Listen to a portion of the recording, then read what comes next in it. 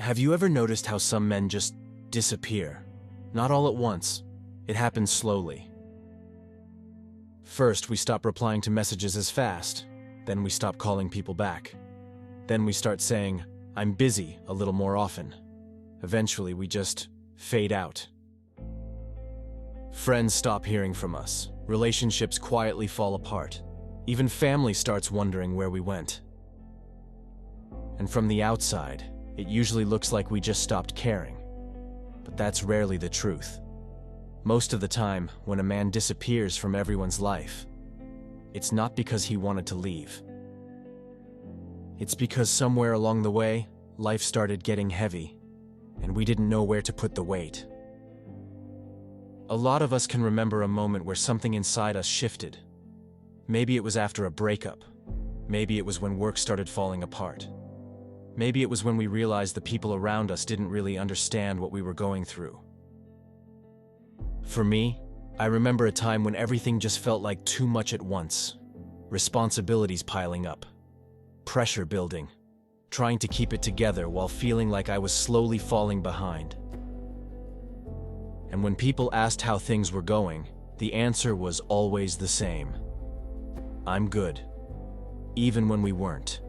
And after a while, it just became easier to keep saying that than to explain everything that was actually going on. That's usually where the disappearing begins.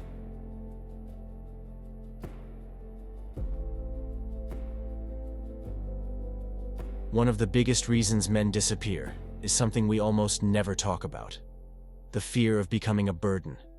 Most of us were raised to believe that we're supposed to be the strong one, the one who solves problems, the one who provides, the one who keeps moving forward no matter what. So when we start struggling, we don't always feel comfortable showing it, because somewhere in the back of our mind is this thought: if I start talking about all this, am I just dumping my problems on someone else? So instead, we keep it inside.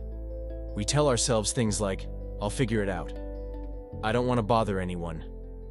They've got their own problems." And little by little, we stop reaching out.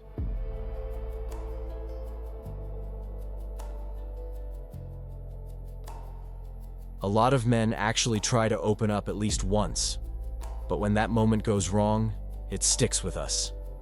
Maybe we trusted someone with something real.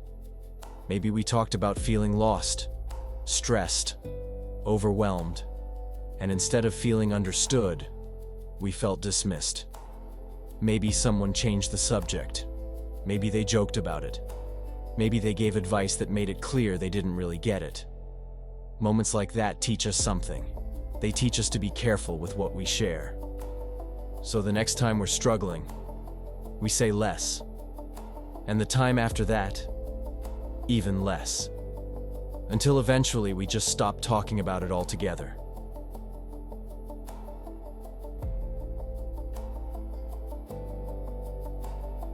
There are seasons in life where everything stacks up at the same time. Work pressure, financial stress, relationship problems, family expectations, feeling like we're falling behind while everyone else seems to be moving forward.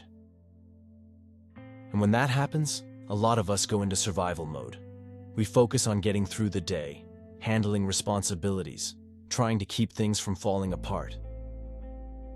Socializing becomes the last thing on our mind.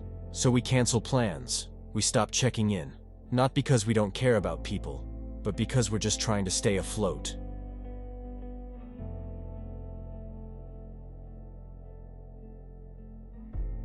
This is one of the hardest things for men to talk about, but it's real.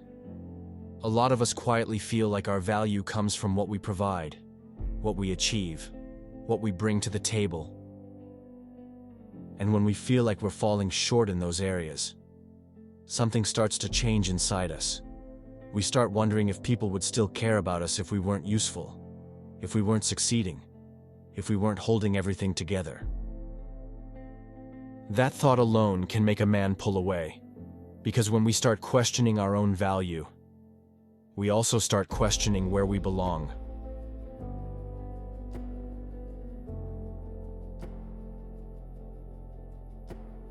After enough disappointment, enough pressure, enough feeling misunderstood, being alone can start to feel easier. When we're by ourselves, there's no expectations, no one asking questions, no one seeing the parts of our life we're struggling to fix. It's quiet, and for a while, that quiet can feel like peace. But there's a downside to that. The longer we stay isolated, the harder it becomes to reconnect. Days turn into weeks, weeks turn into months, and before we know it, we've disappeared from a lot of people's lives. When someone notices a man has disappeared, they often assume the worst. That he stopped caring, that he pushed everyone away, that he changed. But what most people don't see is the internal battle that usually happened first. The late nights overthinking, the pressure to keep everything together, the feeling of carrying weight that we didn't know how to share with anyone else. Most men don't disappear overnight. It happens slowly.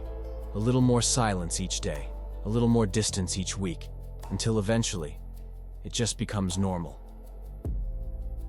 But here's the important part. Stepping back from the world doesn't mean we're broken. Sometimes it means we're trying to rebuild, trying to figure things out, trying to carry weight that we weren't prepared for.